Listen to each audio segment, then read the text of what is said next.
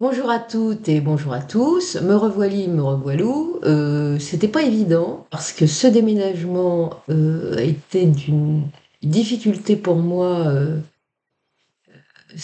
d'un point de vue de l'énergie. Et puis là, ensuite, il faut réemménager. Puis quand vous avez 10 mètres carrés de moins, je peux vous dire que faut faire du tri et il faut caser tout.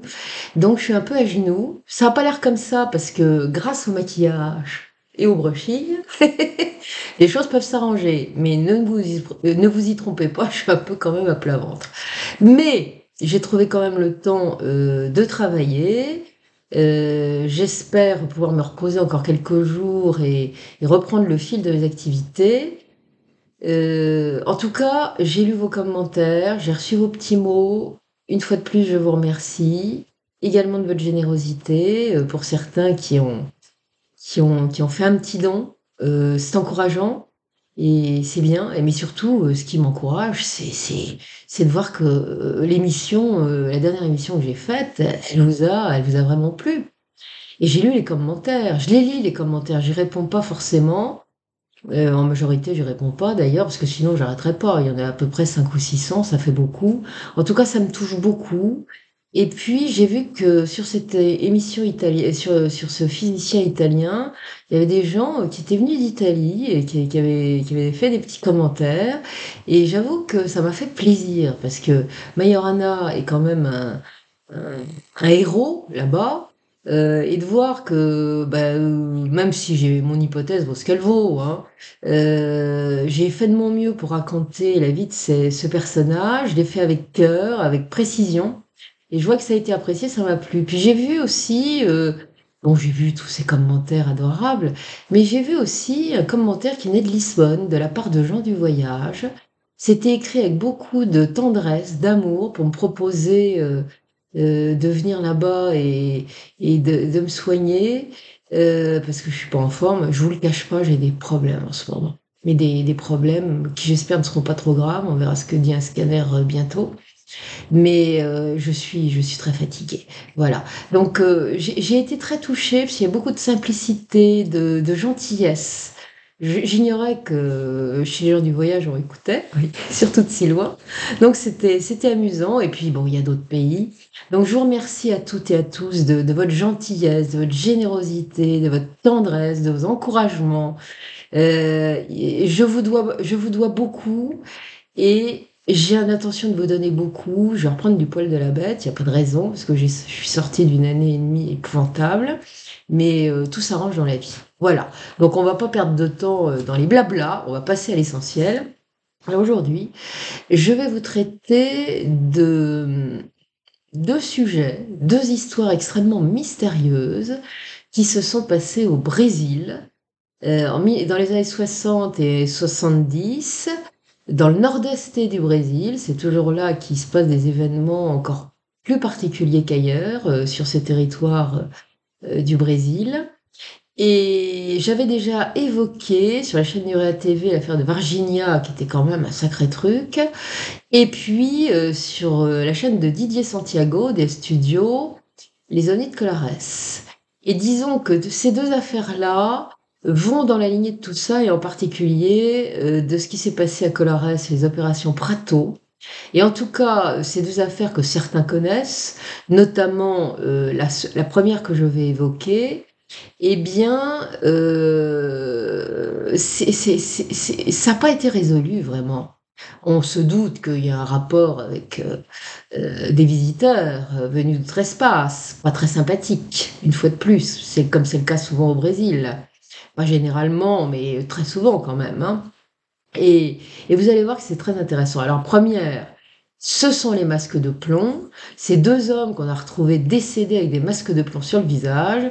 Et vous allez voir, j'ai vraiment fouillé parce que là-dedans, il y a un nombre de sources incroyables, mais qui se contredisent parfois, où il y a des fantaisies évidentes. Enfin, donc, ça a encore été un travail de fourmi pour essayer de tirer le vrai du faux, sachant que là, il y en a tellement que je suis pas sûre d'avoir la vérité, entre guillemets, puisqu'elle n'est pas de ce monde, sur toute la ligne. Voilà, donc on va commencer par l'énigme des défunts au masque de plomb. Donc ce drame singulier s'est produit au Brésil, non loin de Rio de Janeiro. Le 20 août 1966, un jeune homme de 18 ans, qui s'appelle Jorge da Costa Alves, se distrait en faisant voler son grand cerf-volant sur la colline de Morro de Vintem qui domine la petite ville de Niterói. C'est en cheminant sur les flancs de cette colline qu'il va être soudain dérangé par une odeur nauséabonde qui lui est fortement désagréable. Il se demande d'où ça vient, il se met à chercher. Oh, il va pas chercher longtemps, hein, il suffit de suivre l'odeur, si je peux dire, se donner ce détail un peu macabre. Et il va découvrir au milieu des buissons épars 2 corps allongés sur le dos. Horrifié, il va réaliser immédiatement qu'ils semblent sans vie et que la putréfaction a déjà commencé, d'où l'odeur épouvantable qui se dégage de ces cadavres. Ce qui va le surprendre, c'est que leurs yeux sont dissimulés sous des bandeaux, identiques à ceux qu'on porte, vous savez, quand on ne veut pas être dérangé par la lumière et qu'on veut dormir tranquille. La différence, c'est que ces masques ne sont pas faits de tissu, mais de ce qui semble être du métal. En tout cas, il ne va pas demander son reste. En panique, il va dévaler les flancs de la colline pour aller prévenir les secours. L'endroit étant très difficile d'accès, les pompiers et la police ne se rendront finalement sur les lieux que le lendemain. Ils découvriront les corps partiellement dissimulés par les buissons, allongés côte à côte, sur le dos. Certains diront qu'ils devaient être en train de contempler le ciel lorsque la mort les a fauchés. Lors des premières constatations, les secouristes vont remarquer que les 2 hommes sont effectivement décédés. Les curieux bandeaux qui masquent leurs yeux vont également les surprendre, comme pour ce qui est le cas du jeune homme. Mais il n'y a pas que ça. Il n'y a pas que ça, et parce que leur mise est déroutante. Sous des cirés jaunes, ils portent des costumes de ville absolument identiques et une cravate. Une bien curieuse tenue tout de même pour aller faire une petite grimpette sur une colline aussi déserte. Les surprises ne sont pas terminées. Ce qui va stupéfier les pompiers et les policiers qui les accompagnent, c'est que ces hommes ne semblent pas le moins du monde blessés. Ils remarqueront en effet ni trace de sang, ni trace de coups apparentes sur les cadavres. L'environnement ne laisse pas supposer non plus qu'il y ait pu avoir une quelconque lutte avec un ou des agresseurs. On n'aura pas non plus dérobé leur montre, pas plus que leur argent. On trouvera tout ça dans leur poche. A priori, ils ne semblent donc pas avoir été victimes d'un crime crapuleux. À leur côté, J, vidé de son contenu, une bouteille d'eau minérale achetée en ville, un sac contenant 2 serviettes mouillées, et puis on trouvera une sorte de cube en béton qui ressemble un petit peu au pavé, vous savez, des chaussées de Paris, ceux qu'on délogeait en 68 pour pied sur les policiers. C'est exactement les mêmes, les petits pavés en granit qu'on trouve à Paris. Ben, on retrouvera la même chose sur les lieux, juste à côté des cadavres. On découvrira également un petit carnet où sont compilés d'étranges schémas de systèmes électroniques. Dans ce carnet, 2 pages vont spécialement attirer l'attention des policiers et je reparlerai de tout ça. En examinant de plus près les larges bandeaux des yeux qui couvrent les yeux des victimes, les secouristes vont constater qu'ils sont faits de métal, d'un métal mou, en fait, de plomb. Il s'agissait en effet d'une simple feuille de plomb qui avait été découpée de manière à prendre la forme de ces bandeaux que l'on utilise pour ne pas être dérangé par la lumière, comme je vous ai dit tout à l'heure. Curieux accoutrement. Qu'est-ce que ça peut donc signifier? C'est quand même du jamais vu, ou presque, vous allez voir. Une autre particularité va surprendre les pompiers et les policiers. Les corps reposent sur des feuilles de pindoba, qui est une sorte de palmier local. Une sorte de palmier local, et les rameaux ont été tranchés, les rameaux de ces grandes feuilles de palmier ont été tranchés au couteau. Le couteau ne se trouvera pas sur les lieux ni sur les victimes. Saulo de Souza, qui est l'un des enquêteurs qui est venu ce jour-là sur la colline, déclara en 1990, lors d'une émission télévisée où il y aura pas mal de gens qui vont intervenir, dont je reparlerai, avoir tous saisi tout de suite que l'affaire était plutôt atypique et que quelque chose qui était quand même bizarre là-dedans. Il dira avoir remarqué en effet En plus des particularités que je viens de décrire, qu'autour des corps, la végétation était comme calcinée à certains endroits, sans toutefois avoir noirci, et il confirmera que par la suite, cette végétation n'a jamais repoussé à l'endroit où les cadavres ont été découverts. Alors il y a Jacques Vallée qui s'est rendu sur place en 1980 parce qu'il s'est intéressé à cette affaire. Lui-même a constaté que la végétation n'avait pas repoussé, que le sol était encore comme calciné par endroits et que les empreintes de pas laissées 14 ans plus tôt par les secouristes autour des cadavres étaient toujours là. Étrange quand même, parce que la colline est bien arrosée, il y avait plus de temps en temps, donc normalement ça aurait dû disparaître. Toujours est-il que suite à cette découverte macabre, une enquête sera ouverte par la police et cette enquête sera dirigée par un chef, l'inspecteur José Venancio de Betancourt. Celui-là, il est un petit peu particulier comme vous allez voir. En tout cas, grâce au papier que les deux hommes portent sur eux, on va découvrir qu'ils se nomment Manuel Pereira da Cruz et Miguel José Viana. On saura qu'ils vivent à Campos dos Goitacazes, qui est une petite bourgade de l'État de Rio de Janeiro, qu'ils sont âgés respectivement de 32 et 34 ans et qu'ils sont pères de famille. Tous deux exercent un métier de technicien en électronique. Ils sont associés dans une petite entreprise de réparation de téléviseurs qu'ils ont créée. Et on saura qu'ils étaient spécialisés dans les émetteurs et les récepteurs parce que c'est des signaux radio. L'enquête va également révéler qu'ils ont annoncé à leurs familles respectives la veille de leur départ pour Niterói qu'ils seraient absents pour toute la journée. L'un des deux au moins semble avoir précisé qu'il se rendait par le bus jusqu'à Niterói, à 250 km de chez eux. Alors Niterói, c'est une petite ville de banlieue de la mégapole de Rio de Janeiro. En tout cas, ça doit être Miguel qui a expliqué qu'il se rendait par le bus là-bas.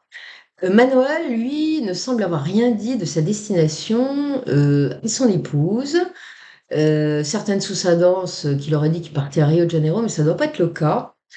Son épouse, en tout cas, l'a vu emporter une somme conséquente, 2 300 000 cruceros, qui correspond à environ 1 000 $ de l'époque, des dollars américains. Donc, elle le voit partir avec ça et elle se dit, bon, il est parti pour ça au Polo, puisque c'était plutôt là qu'il allait, plutôt qu'à Niterói, se fournir en matériel. Donc, il est parti chercher des fournitures et puis voilà. Les policiers, en enquêtant, vont apprendre qu'une fois parvenus à Niterói, les deux amis se sont rendus d'abord dans un magasin, le magasin Fluscop, qui est situé dans le centre-ville et qui est spécialisé effectivement dans la vente de matériel électronique. Là-bas, ils ont discuté quelques minutes avec quelqu'un qui leur vend, c'est le propriétaire de la boutique qui leur vend des produits. Il s'appelle Hernande Texera de Carvalho Filho. Et cette fois, ils ne vont rien acheter. C'est simplement un petit bonjour et puis c'est tout. Ensuite, ils vont se rendre dans une petite boutique de vêtements où chacun va acquérir un imperméable. Apparemment, ce sont des cirés de couleur jaune.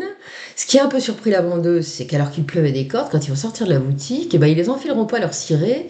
Ils partiront avec ces cirés sous le bras en courant, comme des fous sur la pluie, pour aller rejoindre un bar où ils vont commander, acheter une grande bouteille d'eau magnésienne qu'ils ne vont pas consommer sur place. La serveuse qui leur a vendu l'eau, va déclarer aux policiers qu'elle a remarqué qu'ils étaient anormalement stressés. Ils avaient l'air bizarres, ces deux-là. Ils n'arrêtaient pas de regarder leur montre. Elle a aussi précisé qu'au moment où ils ont quitté le bar, il a recommencé à pleuvoir. Et là, ils ont l'air beaucoup plus nerveux. On saura ensuite, du fait de l'enquête, qu'ils ont fait de l'autostop pour se rendre jusqu'au lieu où on les a retrouvés. Ainsi, un témoin qui s'appelle Raulino de Matos dira les avoir vus vers 17 h, à l'heure du crépuscule, descendre d'une jeep qui les a déposés au pied de la colline de Morro de Vintem. À ce moment, le ciel était assombri et on aurait pu penser qu'il y allait avoir de l'orage, et d'ailleurs il commençait à pleuvoir. L'homme va dire avoir été intrigué par ce qu'il voit, par ces deux personnages en costume de ville, parce qu'ils n'ont toujours pas enfilé leur ciré, qu'il ne connaît pas. Il se dit qu'est-ce qu'il vient de faire dans un endroit aussi désert? Ça lui paraît vraiment très suspect. Il va donc continuer de les observer pour tenter de découvrir ce qu'il vient de faire là, ainsi accoutré. Et et il va les voir gravir avec beaucoup de difficulté la colline et stopper leur progression avant le sommet. Et à ce moment-là, il les perd de vue. Pourquoi? Parce qu'il y a des buissons et ils vont disparaître derrière un massif d'épais buissons. Il ne les reverra pas. Ce qui va le plus intriguer le chef de l'enquête, qui est le policier Bettencourt, ainsi que ses hommes, c'est le contenu du petit carnet qui va être trouvé dans le sac qui gisait à côté des dépouilles. 2 pages ont particulièrement retenu leur attention. Sur la première était en effet reproduite une étrange série de nombres. Pour la majorité des pompiers policiers qui enquêtaient sur cette affaire, ils sont certains qu'il doit s'agir de numéros de pièces électroniques, puisque les 2 victimes, comme on le sait, exerçaient le métier de technicien en électronique dans une entreprise qu'ils avaient créée. Pour certains autres de leurs collègues, il n'y a pas la même conviction. Ils se posent des questions au regard de ces nombres bizarres, du contexte étrange dans lequel les victimes ont été trouvées. Ils se demandent ce que c'est exactement. Ils disent que ça pourrait peut-être être une sorte de code secret. Bon, en tout cas, on ne saura jamais quelle était précisément cette série de nombres, car rien ne fuitera pour une fois dans la presse. En revanche, on retrouvera sur le net la photo de la seconde page du carnet, dont on peut dire qu'elle est aussi intrigante que la première. Sur cette page, qui a attisé la curiosité de la police, figurait la mention de ce qui aurait pu être un très bref mode d'emploi que semblaient devoir respecter les 2 hommes. Il y avait marqué à 16h30 être à l'endroit déterminé. 18h30 avaler les capsules. Après effet, se protéger avec les masques de métal et attendre le signal. Puisque les décès paraissaient suspects, une autopsie va être réalisée sur le cadavre des 2 hommes à l'Institut médico-légal de Niteroi, de même que des analyses toxicologiques. Le bureau du procureur local, qui était surchargé par des dossiers en urgence à l'époque, va tarder à ordonner cette autopsie, mais en attendant, les corps vont être conservés dans une chambre froide à l'Institut médico-légal. La majorité des sources concernant cette affaire, qui évoquent ce cas tragique, soutiennent que les autopsies auraient été réalisées avec beaucoup de retard, ce qui aurait empêché la détection de la présence de produits toxiques dans les cadavres. En effet, leur système digestif, disent ces sources, ainsi que leurs organes internes, auraient été dans un tel état de putréfaction et de décomposition qu'il aurait été impossible de déceler d'éventuelles traces de substances toxiques susceptibles d'avoir entraîné la mort. En tout cas, ça rendra encore plus l'affaire auréolée de mystère. Ce qui est sûr, c'est que l'autopsie va révéler de manière certaine que sur les corps, on ne découvre aucune trace d'agression qui aurait pu être de nature à causer la mort. Certaines sources vont aussi indiquer que le médecin légiste aurait indiqué dans la conclusion de son rapport que la cause du décès aurait été une crise cardiaque survenue simultanément chez les 2 victimes. Bon, inutile de vous dire que ça c'est de la fantaisie. Quoique le rapport n'ait jamais fuité dans la presse, on est à peu près certain que la cause du décès a simplement été déclarée comme étant indéterminée. Ce rapport d'autopsie, sachez-le, a été rendu 2 mois après le drame, et ce n'est qu'en 1990 qu'on sent un peu plus ce qu'il y avait dans ce rapport, du fait des déclarations à la télévision de l'un des médecins légistes qui a participé à l'autopsie. Là-dessus, je vais y revenir. Très étrangement pourtant, la police va immédiatement s'orienter vers la thèse d'une mort par empoisonnement. Elle va déclarer à la presse que les techniciens étaient vraisemblablement décédés après avoir absorbé les fameuses capsules mentionnées sur la seconde page du carnet. La presse, quant à elle, va rapporter que comme l'autopsie n'a pas pu révéler grand-chose sur les causes de la mort du fait de l'état des corps, c'est un peu bizarre et ça va donner évidemment un parfum de mystère à la chose, et la presse adore ça, surtout au Brésil. En tout cas, ce qu'on va comprendre très vite, c'est que le chef qui est chargé de l'enquête, qui est donc le policier Bettencourt, ne semble pas passionné par cette affaire. Pour lui, il n'y a pas une once de mystère dans ce décès. La cause est entendue dès le début. Quelles que soient les conclusions des médecins légistes, les 2 victimes devaient certainement avoir un rendez-vous avec une tierce personne sur la colline de Morro des Vintem, et c'est celle-là qui les aurait assassinés, bien entendu. Un point c'est tout, passons à autre chose. Et d'ailleurs, peu importe le mode opératoire, dira-t-il, dont le meurtrier est usé. Pour l'inspecteur Bettencourt, tout ce que la presse raconte, c'est de la pure fantaisie, du blabla de journaliste pour faire vendre. Ce Bettencourt a d'ailleurs considéré que tout ce qui avait été inscrit dans le petit carnet, c'était du charabia, ça n'avait aucune espèce d'importance, c'était sans intérêt, et en plus, hors malheur, les phrases étaient bourrées de fautes de syntaxe et de grammaire, d'orthographe. De toute façon, ce truc-là avait dû être dicté aux victimes par l'assassin. On sait que dans le cadre de l'enquête, l'épouse de José Viana a reconnu l'écriture de son mari. Elle dirait cependant qu'il n'avait pas l'habitude d'écrire ainsi. Il ne faisait pas de fautes habituellement. Et c'est probablement ce qui a convaincu l'inspecteur Bettencourt que ce texte avait été dicté par l'assassin. Le fin limier de Bettencourt a donc décrété que les deux victimes n'étaient que des petits trafiquants qui avaient dû être empoisonnés par une tierce personne, cette personne avec laquelle ils avaient rendez-vous. Peu importait donc que l'on ait identifié ou non la nature de la substance qui avait causé le décès. C'était derrière tout ça une affaire de gros sous. D'ailleurs, on avait rapidement découvert que Manoël avait emporté avec lui une importante somme d'argent, ce dont j'ai parlé tout à l'heure. Et pourtant, à la sortie, qu'est-ce qu'on retrouve dans leur poche?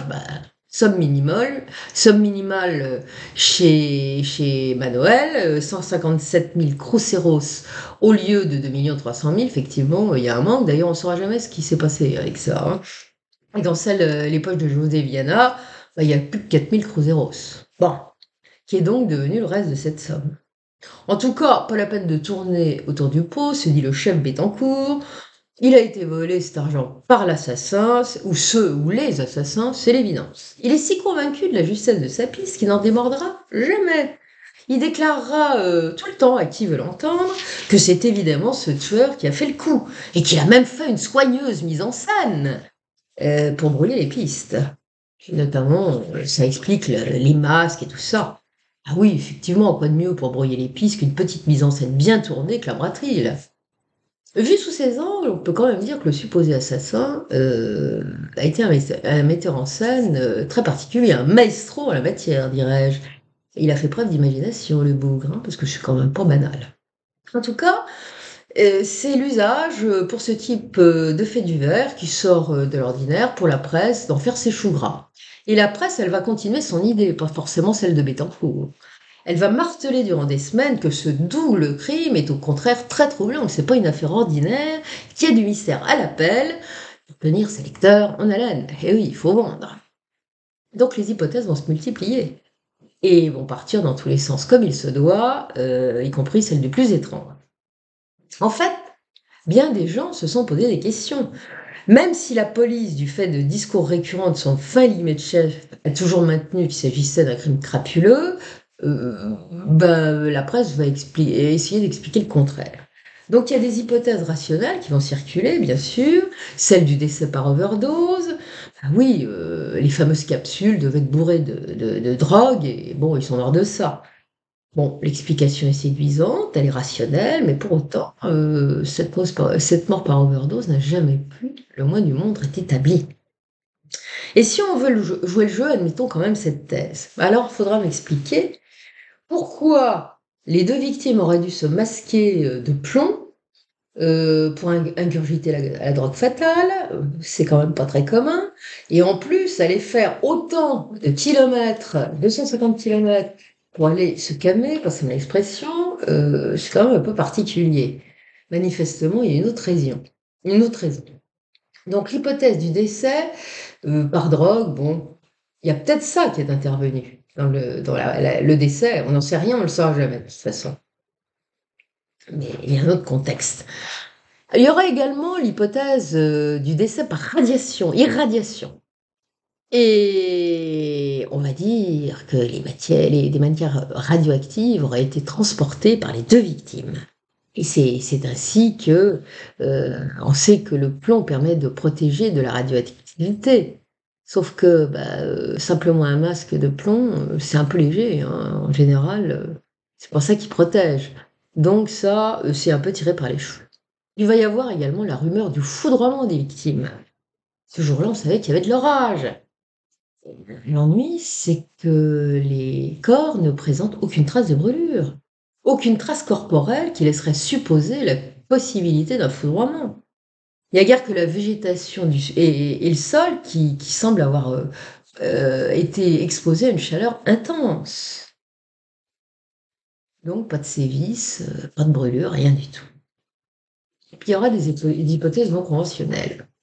Il y aura notamment celle qui durera un moment, voulant que les deux victimes aient été des voyageurs temporels. Ils auraient ainsi découvert la présence d'un portail interdimensionnel sur la colline de Morro d'Aintem, et ce qui leur aurait permis de voyager à une époque ou dans une autre dimension par le biais de trous de verre. Et les masques de plomb qui couvraient leurs yeux auraient été évidemment destinés à les protéger lors de leur voyage. Et l'hypothèse qui connaîtrait la plus grande faveur du public et de la presse, on y vient. C'est l'hypothèse, celle d'un contact extraterrestre. Et ça vient comment, cette histoire-là? Vous allez voir. Un ami de Manuel Pereira da Cruz et de Miguel José Viana, qui s'appelle Elcio Correa Gomez. Certaines sources l'ont évoqué très rarement, mais quand même parfois sous le nom de Teixeira Gomez. Eh bien, cet Elcio Gomez va faire des déclarations un peu surprenantes au service de police, lesquelles seront relayées avec délice par la presse. Cet homme a été arrêté par la police dans le cadre de l'enquête dirigée par l'inspecteur Bettencourt. La police avait en effet découvert qu'au matin du jour fatidique, cet homme avait accompagné les victimes à la gare des bus de Combras. Il avouera être spirit, avoir été initié par les deux victimes, et certaines sources affirment au contraire que c'était lui l'initiateur des deux victimes. Enfin bon, cet homme n'avait pas d'antécédents judiciaires. Quelques sources indiqueront qu'il exerçait la profession de pilote dans l'aviation civile. Pure affirmation, aucune preuve, mais je le dis quand même parce que tout et n'importe quoi a été un peu raconté là-dedans. Ce qui semble avéré en revanche, c'est que cet homme-là a fait la connaissance des deux techniciens au sein de leur entreprise, cette entreprise dans laquelle ils étaient associés. Et Elcio Gomez y venait, semble-t-il, pour apprendre des notions d'électronique. Les policiers qui vont l'interroger dira qu'il avait l'air parfaitement équilibré, pas du tout incolérant ou illuminé, pas du tout. Il avait l'air sérieux. Les déclarations qu'il va faire aux enquêteurs seront pour le moins intéressantes, puisqu'il va leur confirmer être un ami proche des deux victimes, et surtout révéler que, comme eux, il faisait partie d'un groupe secret de spiritualistes se disant scientifiques, avec une approche scientifique, les scientifiques spiritualistes. Ces trois-là se seraient donnés pour défi de communiquer avec des extraterrestres. Et pour parvenir à leur fin, ils ingurgitaient des psychotropes, le plus souvent des drogues psychédéliques. Parmi celles-là, on sait que le LSD marche très bien. Et à en croire Gomez, ses deux amis électroniciens auraient aussi construit un dispositif dans le but de faciliter la communication avec des extraterrestres qui auraient été originaires de la planète Mars. Des Martiens. C'est pas sérieux quand même. Enfin bon, ce Gomez aurait directement participé, dira-t-il, à une expérience qui aurait hélas mal tourné puisque le dispositif qu'ils avaient construit aurait purement et simplement explosé. Et il va donner des détails. Vous allez voir, des détails intéressants. Voilà ce qui s'est passé. Au policier ébahi, il va expliquer qu'au soir du 13 juin 1966, soit 2 mois avant que ne survienne le drame de la colline, il va rejoindre ses deux amis sur la plage d'Atafona, qui est située au nord-est de Rio de Janeiro. Et ceci pour expérimenter le dispositif que les deux électroniciens ont construit. Après un moment, on va s'apercevoir, il dira qu'ils ont aperçu une lumière très intense qui est arrivée au-dessus de la mer, non loin du rivage. Elle va finalement se rapprocher du groupe des trois pour venir se maintenir en vol stationnaire au-dessus d'eux, durant à peu près 5 minutes. Puis elle va disparaître à une vitesse époustouflante. Et c'est à ce moment que le dispositif de communication va exploser. Et alors ça va faire un sacré boom. Parce que vous allez voir ce qui s'est passé. Il se trouve en effet que cette expérience du 13 juin, avec les conséquences que ça a supposé, donc cette énorme explosion, a été corroborée par diverses personnes. D'après elles, il y aurait eu un grand éclair suivi d'une très forte explosion qui aurait provoqué localement une sorte de mini-séisme. C'est vous dire, ça a bien pété. C'est un couple de commerçants qui s'appelle madame Heidi de Souza et son mari Newton de Souza, qui vivaient loin de la plage où a été faite cette expérience, vont témoigner en 1990 lors de cette fameuse, émission de télévisée, qui va en apprendre beaucoup sur cette affaire finalement, que ce soir-là, après ce boom, la terre a tremblé. Monsieur de Souza, précisera que leur maison a été si fortement ébranlée que même la vaisselle est sortie des armoires. Tout s'est cassé la figure. Il semblera aussi que beaucoup de gens qui vivaient près de la plage auraient pris peur, seraient sortis de leur maison en poussant des cris en se demandant ce qui se passait. Il y aurait aussi des pêcheurs locaux qui auraient rapporté avoir vu cet ovni au-dessus de la mer. Deux d'entre eux vont témoigner dans l'émission de télévision. Ils s'appellent Joao Pereira et Daniel Barreto. Et ils vont dire qu'il y a eu effectivement une très forte explosion, qu'ils ont vu. Mais ce qu'ils ont vu surtout, qui les a fortement sidérés, c'est une très, très gigantesque et impressionnante force phénoménale qui serait descendue du ciel pour aller frapper la Terre. Donc une sorte de rayon. Le truc a explosé, mais ça aurait peut-être explosé à cause de ce rayon venu de nulle part, mais qui était pétant, hein. Alors il se dit aussi que des militaires de la marine brésilienne auraient capté le soir de l'explosion et par la suite des ondes radio, des messages radio plutôt intrigants. Que la fameuse explosion aurait été repérée par des navires de la marine brésilienne et que suite à ça, il y aurait eu une enquête. Finalement, Elcio Gomes va être lâché, on n'a rien à lui reprocher. Il faut savoir qu'il a quand même subi un interrogatoire plus que musclé, pour ne pas dire violent. Il faut savoir qu'à cette époque, quand même, il y a un dictateur qui est à la tête du pays, qui n'est pas facile du tout. On vit dans un régime plutôt sévère, hein, et la police, elle fait ce qu'elle veut, et pour faire parler, la fin justifie les moyens. Ça continuera d'ailleurs par la suite. En tout cas, il semble que suite à ces déclarations, aux déclarations de ce monsieur, la police soit allée perquisitionner au domicile des deux victimes. Ils sont, comme l'a dit cet homme-là, des chercheurs spiritualistes. Ils cherchent, ils vont chercher, ils vont également perquisitionner les locaux de leur entreprise. Et c'est dans l'atelier de l'entreprise, dans la pièce où travaillait Miguel, on va découvrir les matériaux nécessaires à la fabrication des masques de plomb qui couvriraient les yeux des victimes. Ont également été retrouvés par les policiers divers livres traitant de la communication avec les esprits. Dans certains passages, auraient mentionné, dit-on, la présence d'une luminosité intense lors de certaines expériences de communication spirite. Ils auraient mis aussi la main sur des livres traitant de contact avec des extraterrestres. On peut ainsi supposer que les deux techniciens auraient décidé de confectionner les masques de plomb pour protéger les yeux de cette fameuse luminosité intense qui risquait de les aveugler et peut-être de leur faire perdre la vue, en vue de leur contact avec des extraterrestres qu'ils espéraient si fortement apparemment. Lors de leur communication spirite, les deux techniciens seraient-ils parvenus à établir un contact avec des êtres d'outre-espace et auraient-ils convenu un rendez-vous sur un lieu donné? En l'occurrence, la date du 17 août 1966 sur la colline de Morro de Vintem. Et pourquoi pas, si ça avait été le cas? On a su en effet, vous allez voir, qu'une mère de famille s'est rendue au poste de police au soir du 17 août 66 vers 19h afin de signaler une observation d'OVNI. Elle va dire aux policiers avoir aperçu, lorsqu'elle sortait de sa maison pour étendre du linge, sa maison elle est juste à côté de la colline de Morro de Vintem, quelque chose qui va profondément la troubler. Elle dit avoir vu soudain surgir du ciel une sphère de couleur orangée, fluorescente, entourée d'une sorte d'anneau de feu. La luminosité était intense et cette sphère serait venue se placer au-dessus de la colline. D'après la dame, ça n'arrêtait pas de monter et de descendre, et l'anneau qui entourait la sphère projetait sur tout le paysage des rayons bleutés qui flashaient parfois comme des éclairs. L'observation, dira-t-elle, a duré quelques minutes avant que tout à coup, l'objet reparte à une vitesse sidérante, et elle dira comme une fusée. Voilà. Mais, alors évidemment, sur le moment, les policiers sont sceptiques, ils se demandent si la bonne dame n'affabule pas. Paul et Mel est venu accompagné de ses enfants, ils vont décider de les interroger séparément, et tous vont raconter la même chose que leur mère. Donc les policiers se disent, bah, il y a peut-être anguille sous roche, on ne devrait peut-être pas douter.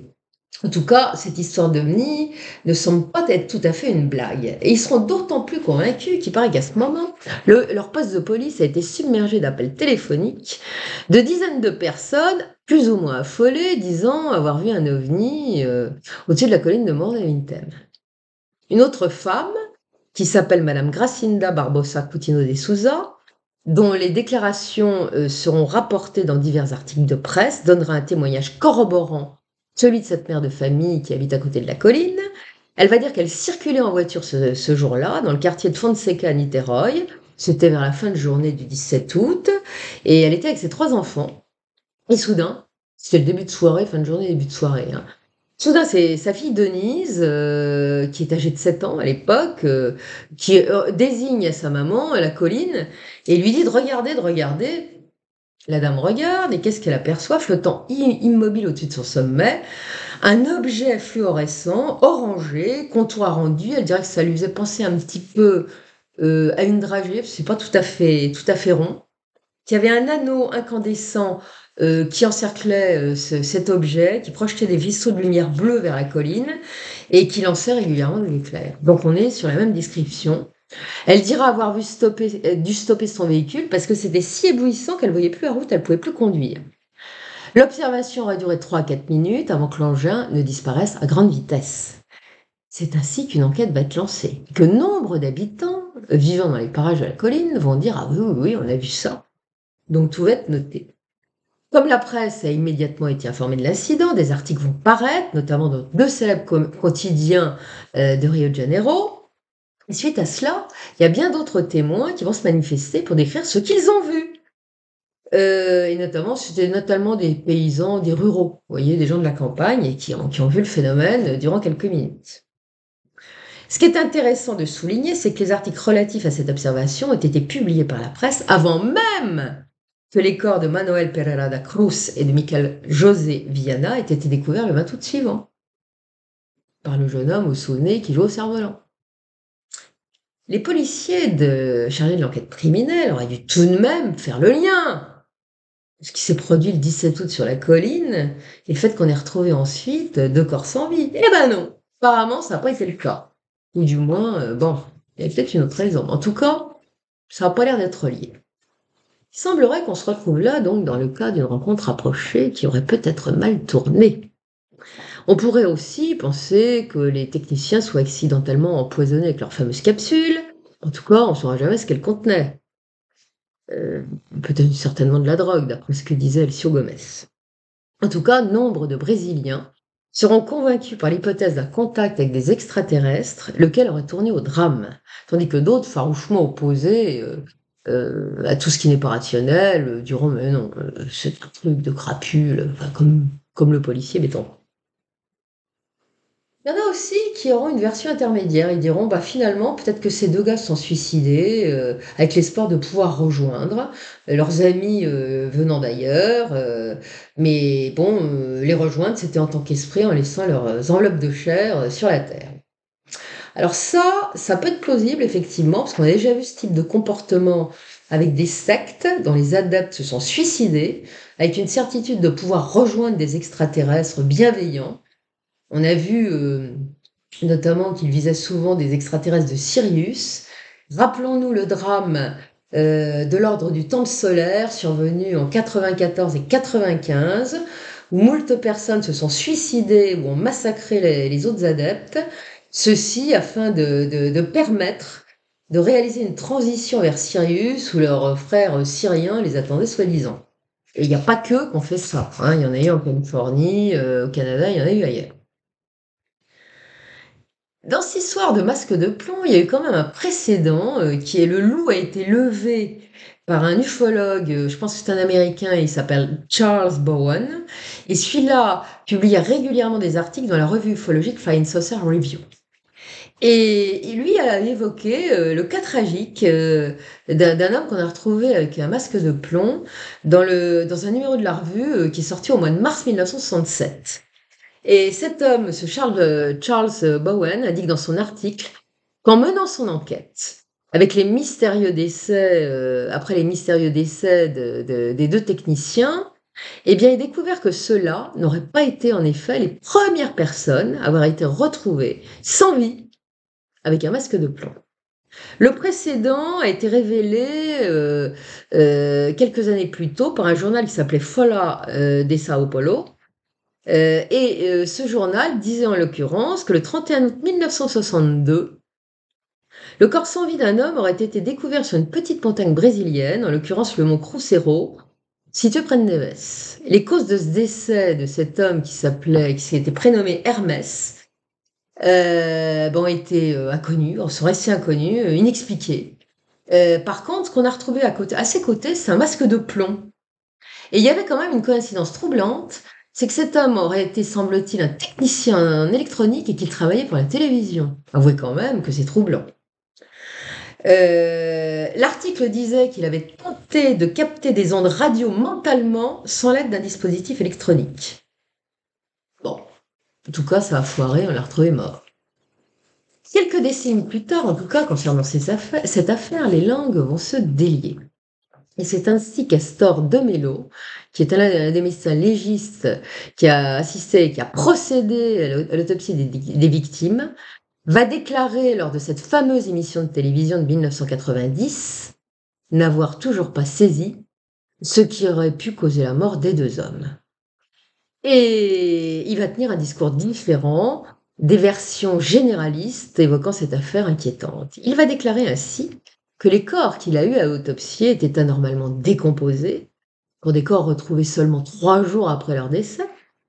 Et je le cite, il dirait qu'il n'y avait aucun signe de violence, aucun indice de mort naturelle non plus. Alors, nous avons pensé, parce qu'il y a plusieurs légistes, nous avons pensé à un empoisonnement et nous avons fait ce qui se fait normalement. Nous avons extrait des morceaux de cerveau, de poumon, de foie, de rein, tout l'estomac, une partie des intestins. Et là, nous avons eu la surprise de constater, parce qu'ils avaient demandé des examens toxicologiques, nous avons eu la surprise de constater que les examens toxicologiques sont tous revenus négatifs. Le docteur de Mello dira encore que le procureur en charge du dossier avait tiqué en constatant que l'autopsie n'avait strictement rien révélé. Le procureur pensait qu'on retrouverait des traces de comprimés, des comprimés absorbés par les défunts, même si ces corps avaient été découverts en état de décomposition anormalement avancé, que l'autopsie ne s'était pas faite tout de suite. Ce qu'on va savoir du fait de cette émission, c'est que le rapport d'expertise était constellé de ratures et de réécritures, et que l'un des légistes qui avait participé à l'autopsie avait demandé à ce que son nom soit rayé du rapport. Ça sera fait. Alors très curieusement, son nom sera remplacé par celui d'un autre légiste, qui celui-là est décédé. Bon, il est sûr que les morts ne parlent pas. Donc, ce rapport n'a jamais fuité dans la presse, sans des affirmations de l'un ou l'autre, on ne saura jamais ce qu'il y avait exactement. En tout cas, le docteur de Mello avait l'air sincère. Et il était aux premières loges, si je puis le dire, pour parler du truc. Ce qui est important de souligner aussi, c'est que les corps ont été exhumés 1 an après leur enterrement pour que de nouvelles analyses puissent être pratiquées. Et celles-là vont être pratiquées par l'IEA de Sao Paulo, qui n'est autre que l'équivalent du commissariat à l'énergie atomique au Brésil.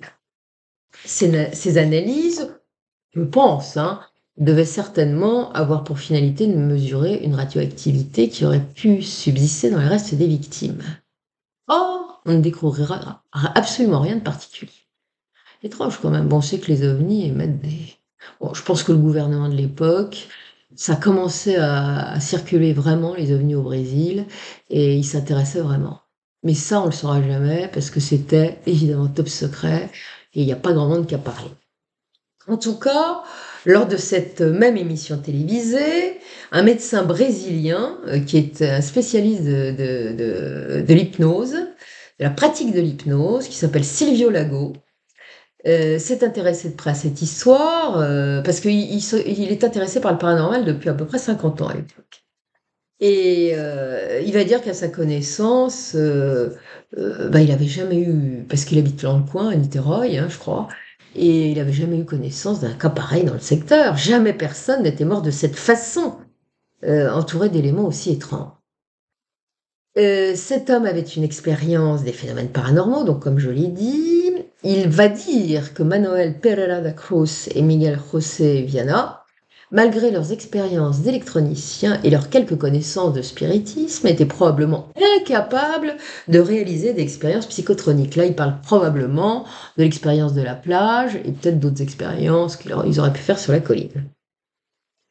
Donc ce docteur, on va dire que pour qu'il réussisse, il aurait fallu des connaissances techniques sophistiquées, et d'après lui, les deux techniciens ne les avaient pas. En revanche, leurs travaux et leurs expériences explosives sur la plage, et là il les vise particulièrement, les auraient peut-être menés vers quelque chose qui les a dépassés, qui aurait peut-être bien provoqué une ouverture spatio-temporelle, sans qu'ils aient réalisé ce qu'ils avaient fait. De manière surprenante, le docteur Lago va revenir sur ses propos. Quelque temps après, il va dire carrément le contraire. Désormais, il est convaincu que les victimes, en réalité, sont des personnes naïves qui se sont fait manipuler. On leur a fait prendre des vessies pour des lanternes et croire en n'importe quoi pour les détrousser sur la colline et les tuer une fois le forfait commis. Curieux quand même ce changement de cap. Le docteur a-t-il subi des pressions pour avoir si radicalement changé d'avis? On peut se poser la question, parce qu'il y a quand même des pressions au Brésil. Hein.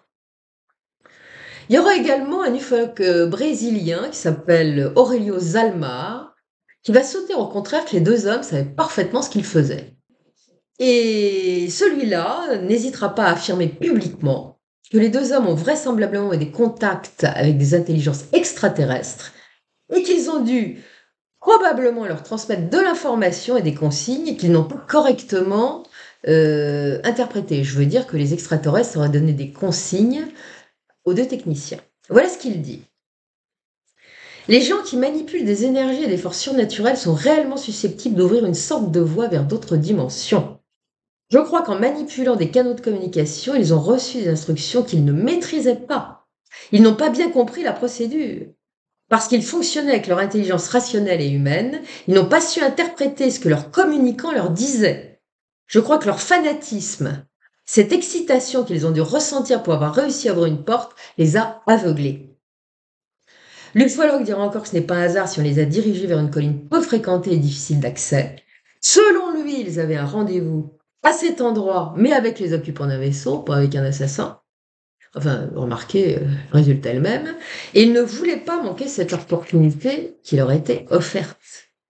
Hélas, les radiations de l'engin les ont tués net, d'après l'ufologue, et il ne s'est pas privé d'aller voir la police pour aller leur dire. Évidemment, la police a rigolé. Bon, allez, c'est gentil, mais allez voir ailleurs, cher monsieur l'ufologue. Et moi, j'ai envie de dire pourquoi pas. Même si on peut penser que ces intelligences pourraient plutôt elles-mêmes les avoir manipulées. Hein. Une fois qu'elles ont obtenu ce qu'elles souhaitaient, hein, notamment, ça pourrait être très bien l'ouverture d'un portail spatio-temporel. Et peut-être celui de la plage, parce qu'on a vu quand même un drôle de truc, d'après les descriptions des témoins directs. Un portail temporel sur la plage, mais peut-être sur la colline de Morro d'Avintem. On savait qu'ils venaient souvent à Niterøy. Rien ne permet de dire qu'ils ne sont pas déjà venus et qu'ils n'ont pas fait d'expérience. Et après ça, bah, une fois la porte ouverte, les intelligences sont contentes, elles peuvent arriver et elles suppriment, comme témoins. Eh ouais. Pourquoi ça ne serait pas passé comme ça après tout, hein? C'est une hypothèse, c'est la mienne, elle vaut ce qu'elle vaut. Quant au parapsychologue brésilien qui s'appelle Lárcio Pinheiro, il va dire à propos de ces décès, survenus dans un contexte bien particulier, lui aussi est passé à la télévision, lorsque les gens manipulent certaines forces, ça peut créer un canal vers d'autres dimensions. Il enfonce le clou. Et je suis d'accord avec lui. On ne joue pas avec le feu. Il faut savoir enfin qu'à cette époque, et peut-être encore aujourd'hui, un dossier criminel pouvait rester ouvert durant 20 ans. Le temps de la prescription, c'était 20 ans. Or, très curieusement, on sait de façon avérée que le dossier criminel concernant les deux techniciens alors qu'on était loin d'avoir abouti, va être clôturé définitivement au bout de 2 ans et demi. Quelle précipitation! C'est quand même surprenant. Donc je pense qu'il y a des autorités derrière tout ça qui s'intéressaient au sujet, qui s'intéressaient de près déjà au sujet. Il y a l'opération Prato qui viendra 10 ans plus tard, hein, et que c'était très fermé au niveau des secrets. Et ce truc-là, bah, ça devait s'arrêter, on n'en parlait plus. Alors j'ajouterais qu'il y a eu quelques décès suspects dans cette affaire. Celui de l'inspecteur Bestancourt, pour commencer, qui peu après va développer des problèmes cardiaques anormaux, donc il va mourir. Il va y avoir un autre gradé qui a suivi, qui était vraiment incrusté dans l'affaire. Lui, il va partir d'une tumeur au cerveau. Et surtout, il y a 2 policiers de terrain qui ont vraiment enquêté sur cette histoire-là, qui étaient très actifs, qui vont être assassinés. Étrange tout de même, ça peut être une coïncidence. Enfin, voilà. Alors, comme je l'ai dit, n'oublions pas que il va y avoir l'opération Prato dans les années 70, ça va y aller dans le Nord-Est avec les apparitions d'OVNI. Hein. Ben, je me demande si cette affaire de masque de plomb et le portail ouvert, qui aurait pu être ouvert, ben, ça ne serait pas tout à fait les prémices de ce qui va se passer la décennie suivante. On saura que dans la décennie suivante, il va y avoir des invasions dans les cieux, dans le Nord-Est du Brésil en particulier, et que certains de ces ovnis, qui seront qualifiés par les habitants, par les Brésiliens de chupa chupa, bah, n'étaient pas toujours très sympathiques. Ils terrorisaient les populations. Et quand j'ai parlé de l'île de Colares dans l'émission de Didier Santiago, que j'ai fait chez Didier Santiago, et de l'opération Prato, bah, on a vu qu'il y a eu des morts, qu'il y a des gens qui ont été tués par ces trucs-là. Donc la question qu'on peut se poser en définitive, et je clôturerai mon sujet, est-ce que des apprentis sorciers comme les 2 techniciens retrouvés morts sur la colline de Morro d'Avintem, probablement nombre d'autres aussi, puis ils n'ont peut-être pas été les seuls à jouer avec ça, il y a peut-être eu d'autres spirites scientifiques, est-ce que ceux-là n'auraient pas en toute inconscience ouvert des portes à l'intelligence venue d'ailleurs, en usant de pratiques spirites inconséquentes autant que mal maîtrisées, qui auraient permis l'arrivée massive de certaines choses? J'ai envie de dire avec tous les risques que ça suppose, que tenter de communiquer avec des extraterrestres dont on ignore la nature et les intentions me paraît bien imprudent. Certaines espèces ne sont pas des anges. Et il n'est pas toujours bon de jouer avec le feu lorsque l'on est ignorant. Dès lors, à bon entendeur, salut. Il serait peut-être bien de ne pas faire n'importe quoi. Donc ça, c'était le premier sujet. Et je veux vous parler d'une affaire qui est moins connue par les Français en principe, et qui est tout aussi mystérieuse, et qui n'a jamais été réellement résolue parce qu'on n'a pas trouvé le lien direct avec la cause OVNI, hein, c'est quand même ça, c'est toujours le même problème. Ça, je vais vous en parler, d'ailleurs, c'est très intéressant. Des morts étranges sur l'île du Crabe. Alors, cette tragédie va survenir dans la nuit du 25 avril 1977 sur l'île do Caranguejo, je crois que ça se prononce comme ça. Ça s'appelle l'île du Crabe, hein, on appellera ça en français, c'est mieux pour moi. Et donc, cette île est située dans la baie de San Marcos, dans l'état du Maranhão. Alors, c'est une zone hostile, constellée de petites îles avec des petits lagons encerclés de mangroves. Enfin bon, bref, c'est très marécageux, bien que ce soit dans l'Atlantique. Et l'île du Crabe mesure 40 km de long. C'est pas une petite élate, hein, c'est une grande île quand même, 11 de large. C'est une sorte de petite jungle humide qui la recouvre, où vivent des animaux sauvages. On y trouve des jaguars, des sangliers, des singes et tant d'autres espèces sauvages. Et puis, il y a des serpents. Beaucoup de serpents sur l'île du Crabe, hein. Puis surtout des moustiques qui pullulent et qui donnent des maladies. Et puis, il y a des crabes géants partout. Mais des gros crabes, hein. Voilà. Donc, c'est pas un petit paradis, cette île du Crabe. C'est plutôt un petit enfer. Et vous allez voir que quand je dis ça, c'est pas du tout fortuit, hein.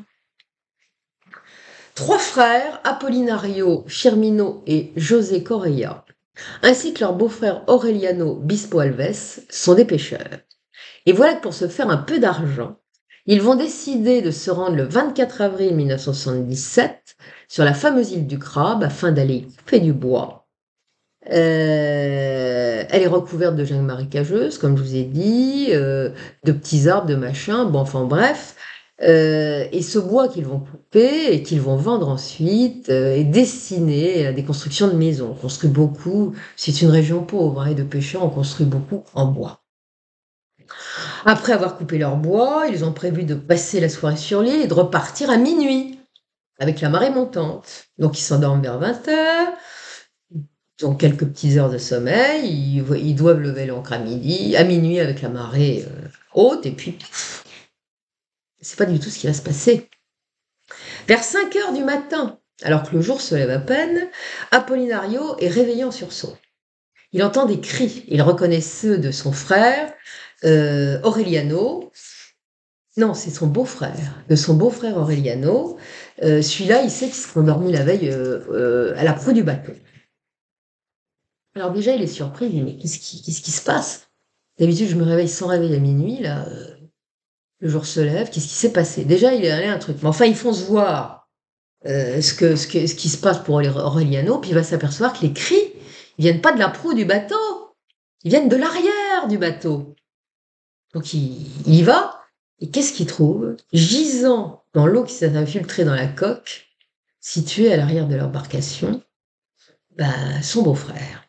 Il est allongé à plat ventre, il est confus, il semble vouloir parler, mais si ses lèvres remuent, il ne prononce pas un son.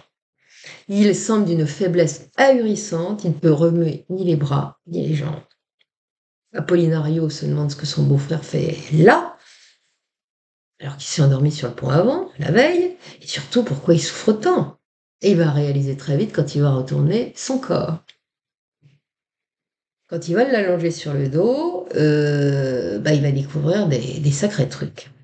On saura plus tard qu'Aureliano s'est lui aussi demandé ce qu'il faisait là. C'est pour ça qu'il s'est mis à crier, et il s'est endormi à l'avant, il va là qu'il se retrouve à l'arrière de la Marie Rose. Et puis surtout, il souffre terriblement. Il n'a pas encore réalisé qu'il est grièvement brûlé. Il a mal à la fesse gauche, donc il va regarder, il va baisser comme il peut son short, peut-être avec l'aide de son beau-frère. Il va s'apercevoir que si le short est intact, en revanche, dessous, il y a une sérieuse brûlure, une grosse brûlure. Donc les épaules brûlées, gravement brûlées, la fesse brûlée, les vêtements pas brûlés. Et Black Apollinario se dit, mais moi aussi j'ai un peu mal et tout. Il y a quelques petites brûlures, mais que dalle. C'est vraiment bénin à côté de l'état de son beau-frère. Et c'est alors, et à ce moment, qu'il entend cette fois d'autres gémissements, mais qui viennent d'une cabine située à l'avant du bateau. Et qu'est-ce qu'il trouve? Son frère Firmino, lui aussi à terre, alors qu'il s'était couché la veille à la proue du bateau. Qu'est-ce qu'il fiche dans la cabine? Lui aussi est également blessé, mais bien plus gravement que Corelliano. Il y a des lambeaux de chair et de peau qui pendent à certains endroits de son corps. Il a des brûlures épouvantables. Ses yeux sont si gonflés qu'il ne peut même plus les ouvrir. Il gémit de douleur. Il est incapable de répondre aux questions que lui pose Apollinario. En panique, ce brave Apollinario décide d'aller réveiller leur frère José. Et celui-là a dormi dans un hamac. Il va effectivement le retrouver dans son hamac, sauf que José est mort. Son corps est violacé, raidi. Il est froid. L'une de ses jambes pendue à hamac et une chemise recouvre son visage. Lorsqu'Apollinario va soulever la chemise, il va se rendre compte que la bouche est remplie d'écume. Son frère est mort. Qu'est-ce qui se passe? Il est désespéré, c'est le seul qui est à peu près en forme, si j'ose dire. Il se dit, faut que j'y aille, quoi. Sauf qu'il peut pas repartir pour emmener les survivants à l'hôpital. La marée est basse et la Marie Rose est posée sur une grosse couche de base. Il ne peut pas appeler les secours non plus puisqu'elle n'est pas équipée d'une radio. Il lui faudra attendre 8h du matin pour pouvoir quitter l'île. Encore 3 longues heures. En attendant de lever l'ancre, il va remarquer un détail quand même qui va le frapper. Ça n'a rien à voir avec les horreurs que je viens de vous raconter. Il voit que les rondins de bois de 3 mètres de long sur 10 cm de diamètre, qu'ils avaient pris tant de peine à couper la veille, il n'y en a plus. Pas la queue d'un. Il y avait une grosse caisse en bois qui avait rempli de crabes, c'est des gros crabes là-bas qui pullulent, c'est bon. Plus de crabes, plus de caisse. Volatilisé. Il se dit, on nous aura attaqué pour nous voler. Pourquoi il n'a rien entendu? Pourquoi il s'est même pas réveillé? Je comprends rien. En tout cas, le temps est venu de lever l'ancre, la mer est un peu montée, et le voilà parti pour regagner le port. C'est pas de la tarte, il est tout seul. La Marie Rose, bah, qu'est-ce que c'est? C'est un simple bateau en bois, avec une voile, même pas de moteur. C'est lourd en plus, ça transporte. Enfin, c'est un bateau pas maniable, quoi. Et il est dans un tel état de stress, de désespoir et de fatigue que la traversée va être absolument épouvantable. Il lui faudra bien du courage. Il ne regagnera le port qu'à 18h30. Il va passer une journée de navigation avec les autres dans cet état-là, vous vous rendez compte? Il arrive au coucher du soleil à Itaki à 18h30. Firmino est grièvement blessé au second degré, essentiellement sur le côté gauche, au bras gauche. Il passera un mois à l'hôpital, plus d'un mois même, dont la première semaine dans le coma. D'ailleurs, vous voyez sur cette photo, il est dans le coma. Lorsqu'il va reprendre conscience, il réalisera qu'il n'a plus aucune force dans les bras et que sa main gauche est paralysée. Jamais il ne retrouvera l'usage normal de sa main. La face interne de son bras gauche n'est qu'un monstrueux édème. Sur la face extérieure, il a une brûlure de forme arrondie de 3 cm de diamètre et une étrange tache de couleur violacée sur le torse. Donc vous voyez notamment ce gros truc rond là, pas terrible, hein. Durant son coma, il y a un médecin venu l'examiner qui va l'entendre murmurer alors qu'il semblait être en train de délirer, qu'il a vu passer un incendie au-dessus de la Maria Rosa. Il dormait, il était encore dans le coma, mais il murmurait, il délirait. De cette boule de feu, il ne parlera jamais de cet incendie. De cette boule de feu, il ne parlera jamais sous hypnose. Parce qu'il va y avoir une hypnose régressive auquel tous les survivants vont être soumis plus tard. On va en reparler après. L'état de Firmino va s'améliorer peu à peu. Il pourra à peu près se mouvoir normalement, mais une caractéristique lui restera. Sa voix a changé. Elle est étrange. Elle est comme celle d'un enfant. La tonalité n'en est pas stable. Il y a des moments où il passe dans les aigus et d'autres moments il reprend sa voix grave d'homme. C'est assez curieux. Son bras gauche sera amoindri. Il s'est comme desséché. Quant à sa main gauche, elle restera tordue et c'est irrémédiable. Le médecin légiste qui va examiner la dépouille de José, le frère décédé, va indiquer dans son rapport que la rigidité du corps sera intervenue dans les 3-4 heures qui ont suivi le décès, qui est tout à fait normal, on est dans les temps. En revanche, ce qu'il va relever, c'est que le cadavre s'est décomposé à une vitesse sidérante. Alors ça n'a rien à voir avec l'habituel. Tiens donc, comme les cadavres de la colline de Moreau des Vitames, comme par hasard. Et là encore, le procureur ne va pas décider d'une autopsie. Et pourtant, le décès est suspect, étrange. Le praticien va simplement rédiger un certificat de décès dans lequel il va dire que la mort est survenue en raison d'un AVC, AVC dû à une crise d'hypertension, laquelle était due au stress et à un choc émotionnel. La police va mener une enquête sérieuse, elle va examiner le bateau sous toutes ses coutures et va se rendre sur l'île du Crabe. Alors, ce qu'il faut savoir, c'est qu'auparavant, une douzaine de jours après le drame, Aureliano avait été embarqué dans un camion de la police militaire avant que les policiers aillent là-bas, hein. Et on lui avait hurlé dessus. On lui avait demandé d'avouer qu'il avait fumé de la marijuana et que c'était le cas aussi de ses frères et beaux-frères. Comme il fumait pas, il a nié. Alors il a été menacé avec un revolver par le sergent qui l'interrogeait. Tu vas nous le dire que tu fumais de la marijuana? Et il a jamais cédé. Vous voyez les méthodes policières. La Maria Rosa sera examinée de très près par la police. Aucune trace de combustion du bois ne sera relevée. Le bois du bateau est absolument intact. En réalité, on ne saura jamais, Aureliano en tout cas, ne saura jamais ce qui a tué José, grièvement blessé son beau-frère, brûlé son frère, enfin bon, on ne saura jamais ce qui s'est passé.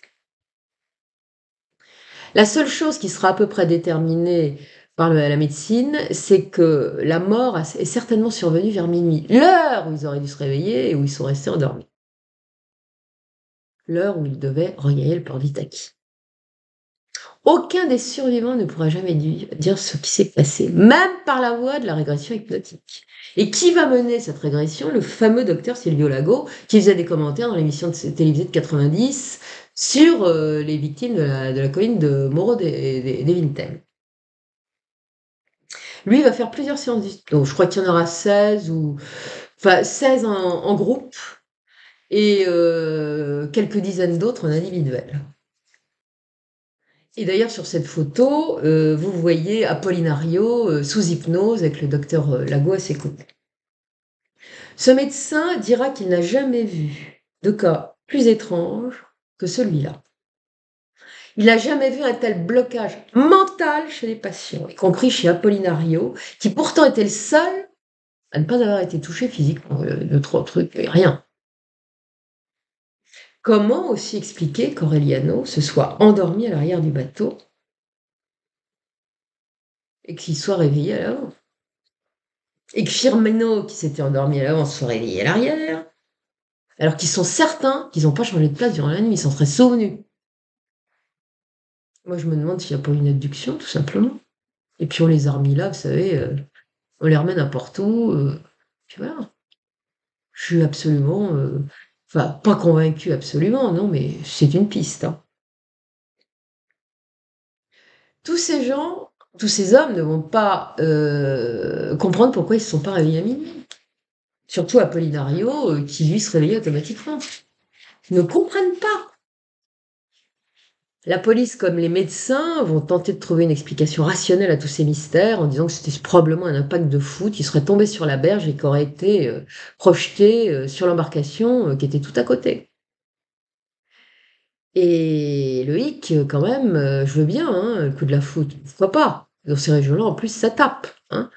L'ennui, c'est que le short d'Aureliano, on s'en souvient, qui souffrait, comme on le sait, d'une profonde brûlure à la fesse, eh ben, était intact. Quant à la dépouille de José, pas de trace apparente d'un impact de foudre. Rien! Pas de trace de brûlure sur le bateau. La toile qui recouvrait la cabine de la Marie-Rose intacte, pas l'ombre d'une brûlure. Et pourquoi Apollinario, qui a dormi à même le sol, était le seul indemne? Pourquoi? Mais malheureusement, ça va se gâter pour lui. Sur le coup, il avait pratiquement rien. Mais 1 an et demi plus tard, voilà qu'il commence à avoir des faiblesses au niveau du bras gauche, puis des sérieuses, hein. Et son mal va s'aggraver. Il va en perdre pratiquement l'usage de ce bras gauche. Et puis c'est pas fini. Voilà qu'il souffre à cette période-là de terribles migraines.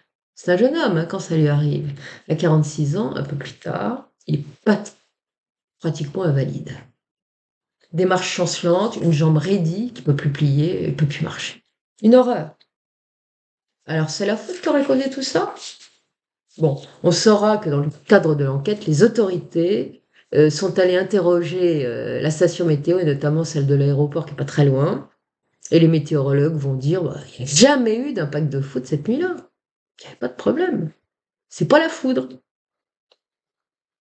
Et on va finir, tout de même. C'est pas les autorités, évidemment. On dit pas trop non. Que durant cette période, bah, on sait qu'il y a eu des ovnis. Et que cette histoire-là pourrait bien être liée aux ovnis. Parce que dans la nuit du 25 avril, cette nuit-là, de nombreux objets non identifiés ont été repérés dans les cieux de la région. Alors, il n'y a pas eu de preuve formelle dans l'affaire qui nous intéresse d'une liaison entre les deux, mais bon, ça fait quand même beaucoup de début de preuve. Et puis, il faut savoir qu'il y a une vague d'ovnis intense qui a été enregistrée dans une autre zone côtière, celle de la Baixa Maranhense, et c'est aussi une zone à l'identique. Marécages, mangroves, ça baigne également dans l'océan Atlantique. Et on sait que là-bas, des bateaux de pêche ont été attaqués par des ovnis très agressifs, les fameuses chupa-chupa, provoquant des brûlures et même la mort de certains membres d'équipage. Et c'est ainsi que le 3 juin 1977, un homme nommé José Pinheiro, qui était parti à la pêche avec un copain, va être projetée par-dessus de bord d'un bateau, par une sorte de boule de feu qui est surgie de nulle part et qui l'a fichée en l'air. Elle venait de nulle part, le ciel était clair. On le retrouvera 3 jours plus tard dans la baie de Ribamar en état de putréfaction avancée. Les habitants de la zone de la Baie Samaranense avaient remarqué quelques jours avant l'incident, la présence de boules de feu dans le ciel, qui les avaient survolés et à plusieurs reprises. Et ces boules ont été également observées au-dessus de l'île du Crabe. Et dans une zone environnante, et ça a été décrit par les habitants comme ayant un comportement erratique. Ces boules montaient, descendaient, allaient de droite, de gauche, alors des fois lentement, des fois très très vite. Dans l'état voisin du Para, quelques pêcheurs ont perdu la vie aussi du fait de ces attaques de chupa-chupa, de sphères. Bien des années plus tard, tous ceux qui voudront se rendre sur l'île du Crabe s'entendront dire par les pêcheurs et les bateliers locaux, auxquels ils vont demander de les y emmener, que l'île est enchantée, qu'on y croise des êtres qui ne sont pas de notre monde, qui peuvent vous faire perdre la vie, et qu'une personne sensée ne prendra jamais le risque de vous y emmener. Donc vous voulez aller là-bas, messieurs, dames, c'est niette.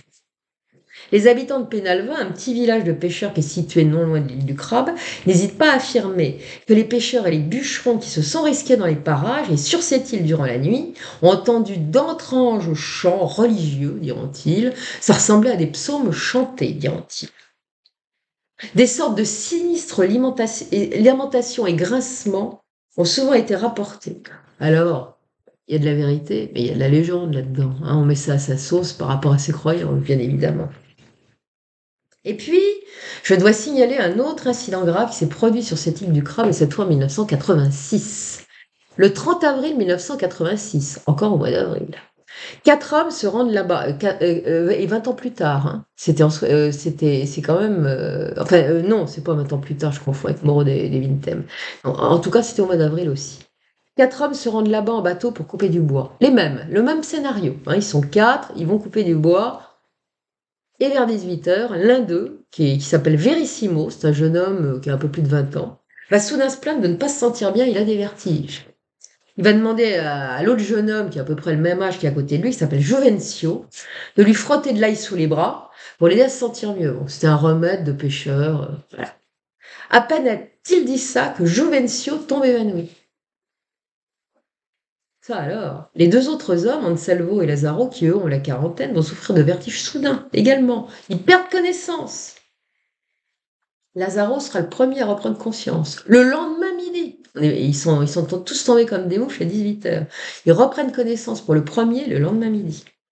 Et celui-là, ce pauvre Lazaro, va découvrir que Verissimo est allongé sur le pont. Du sang coule de sa bouche, aucune trace sur le corps.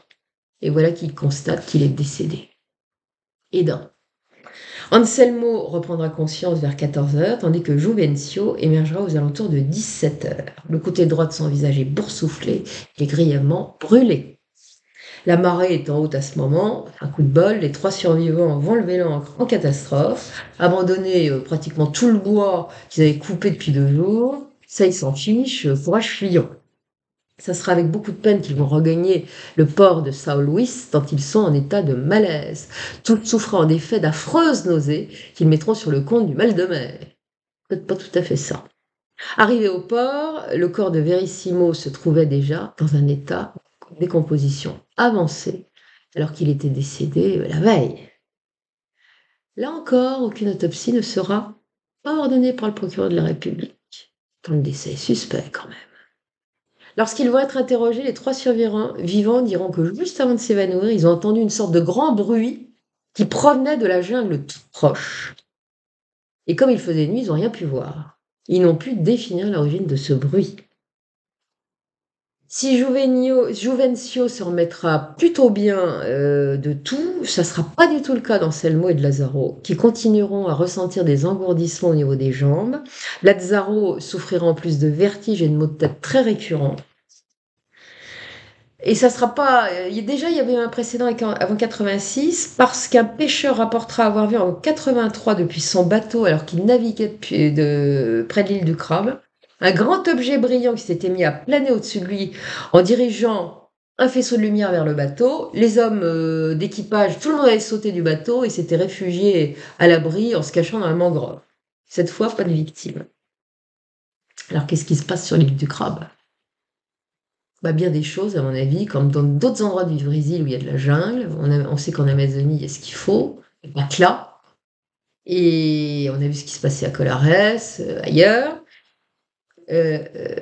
En tout cas, l'île du Crabe serait-elle, contiendrait-elle une sorte de porte ouvrant sur un au-delà terrifiant, ce qui pourrait être le cas d'autres régions au Brésil?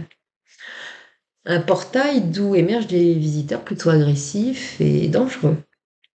En tout cas, ça semble être le cas sur cette île et il est préférable de ne pas s'y aventurer. Alors moi, je vais déplaire certainement à certaines personnes. On en a fini là avec ce que je viens de vous exposer, mais on sait que le Brésil est un pays très spirit. On a vu la beauté du personnage Chico Xavier. Mais il y a de tout dans le spiritisme.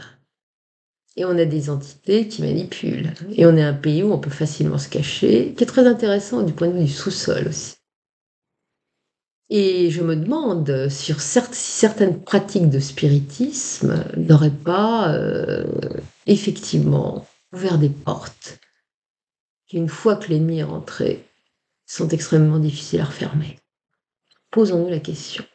Et si le Brésil est concerné, je pense que c'est pas le seul pays. Souvenons-nous quand même du ranch de l'Utah, ancien territoire des Houths, des Indiens, où il y a eu une malédiction et des trucs, et il y a un portail qui est ouvert indéniablement, que les autorités connaissent.